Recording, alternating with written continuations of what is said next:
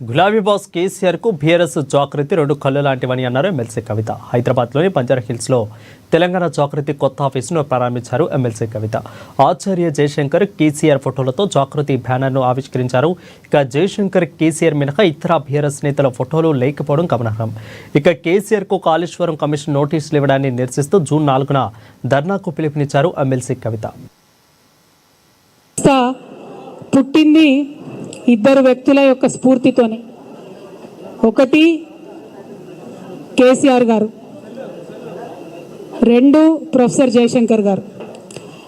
కేసీఆర్ గారు తెలంగాణ రాష్ట్ర సాధన కోసం ఉద్యమించినటువంటి సందర్భంలో మాత్రమే మలిదశ తెలంగాణ ఉద్యమంలో మాలాంటి వాళ్ళందరం కూడా తెలంగాణ రాష్ట్ర అవసరాన్ని ఏర్పాటును గుర్తించి ముందుకు వచ్చి తెలంగాణ ఉద్యమంలో పాల్గొనడం జరిగింది.